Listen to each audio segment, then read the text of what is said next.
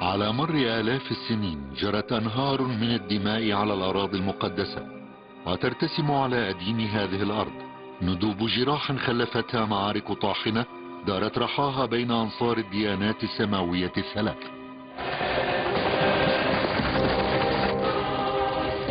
في يوليو عام 1097 جيشان مهولان، جيش السلطان أرسلان من الأتراك والقوات المسيحية بقيادة بوهيموند والدوك جودفري وبولدوين تواجهوا في معركة ملحمية في دوريليا. سقط آلاف الرجال من كل جيش من المسلمين والمسيحيين الذين وهبوا حياتهم للرب. مع انسحاب الأتراك إلى التلال شعر المسيحيون بأنهم لا يقهرون، وتقدموا مصممين لتحقيق هدفهم: الاستيلاء على مدينة القدس المقدسة.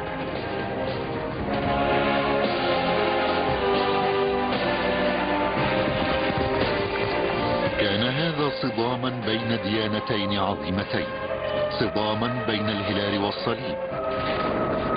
إنها الحروب الصليبية.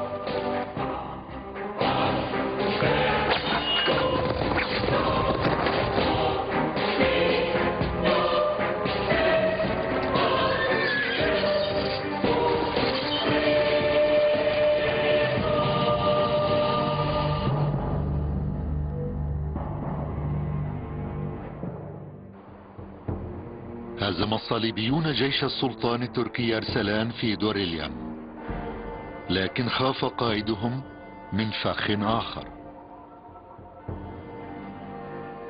بدل سلك الطريق المباشر إلى الأراضي المقدسة فقد سلكوا طريقا آمنا عبر جبال أنتاي توروس.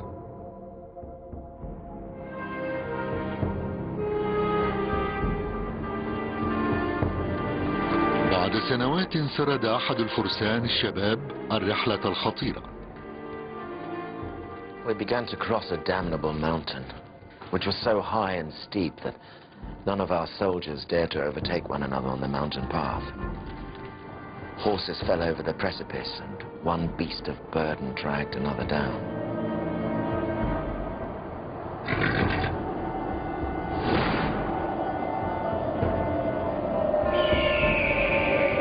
مضطرين إلى الترحال في صف واحد، فقد استغرقوا 3 أسابيع لعبور الجبال. لكن ما زال ينتظرهم الأسوأ. رغم أنهم منهكون اتجهوا إلى أراضي بالسيديا القاحلة في درجة حرارة 90 فهرنهايت. The land was deserted, waterless and uninhabitable. We suffered greatly from hunger and thirst and found nothing at all to eat. More than 500 of both sexes died at this time, prostrated by suffering. Most serious of all, the trusty steeds, companions in battle, on whom their masters depended for their own safety, and whose glory should be seen in prancing hoof and gleaming teeth, gave way like common beasts of burden.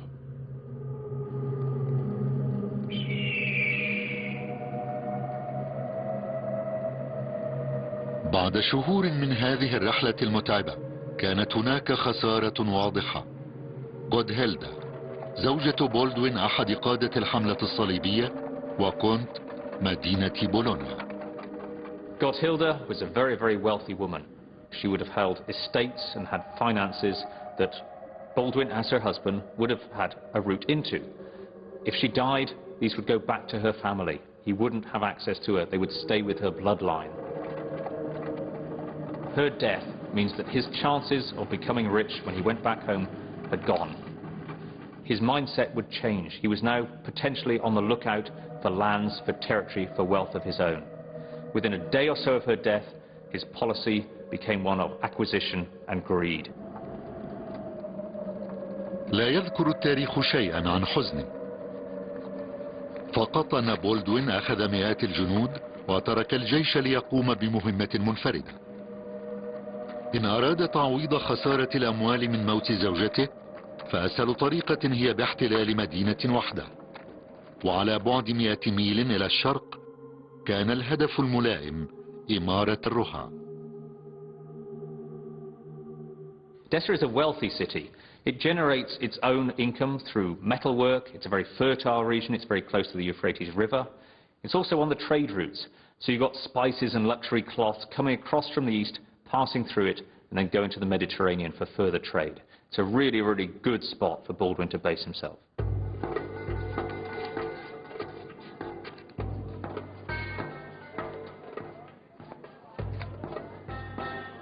مشكلة بولدوين كانت أن إمارة الرها ليست تحت النفوذ الإسلامي. إنها مدينة مسيحية صمدت في وجه الأتراك، لكن أهلها قلقون من الهجمات الإسلامية المستمرة عليها. عندما انتشرت الأخبار باقتراب القائد الصليبي الكبير، ناشد الشعب حاكمهم ثوروس أن يدعو بولدوين ليساعدهم.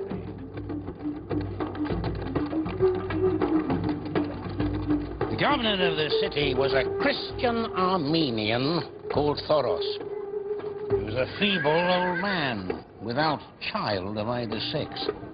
He was a useless overlord. He was unable to protect his citizens from wrongs or to procure them relief from the dangers of attack from these cursed infidels. مساعدة بولدوين ليست مجانية. سيحمي إمارة الرها من الأتراك مقابل استلام زمام حكم المدينة. وعد ثوروس بجعل بولدوين الحاكم الجديد، لكن بعد موته. وبتبني بولدوين وجعله ابنه قضى ثوروس على نفسه. كان بولدوين متعجلا في موت ثوروس. Baldwin discovered evil counselors in Edessa, traitors who plotted with him to have Thoros murdered and who promised to hand Edessa over to him. أدرك ثوروس متأخرا بأنه خدع، فهرب لينجو. He took a rope and let it down from the tower.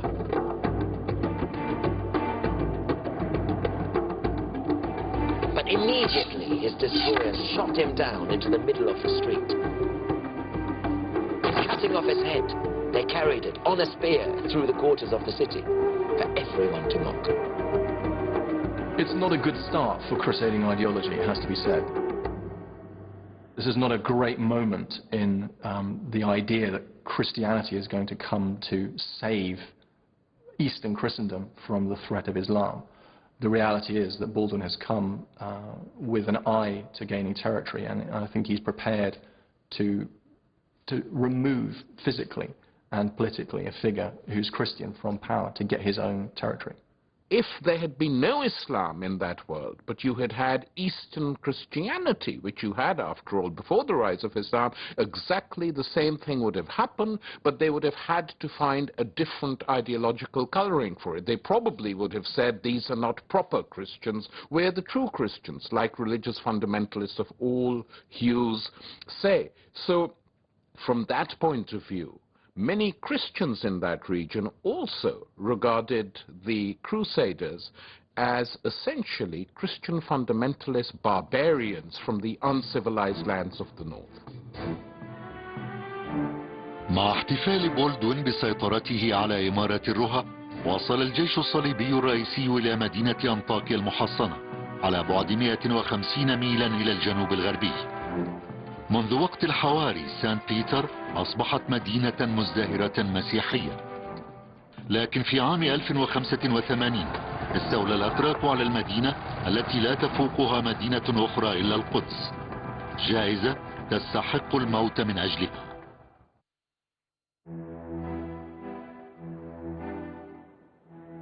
تصعب رؤية روعة أنطاكيا اليوم. المدينة التي كانت ساحرة ذات يوم هي أطلالنا الآن في تلال شرق تركيا. لكن بعد عام من الحملة الصليبية، وبالنسبة إلى فارس لمح العاصمة القديمة عام 1097، أصبحت مصدر إلهام له. The city is surrounded by two walls, one of which is very high and amazingly broad. It's built with huge stones. and there are set up on it 450 towers. It's shut in by 4 mountains, and alongside the city walls runs a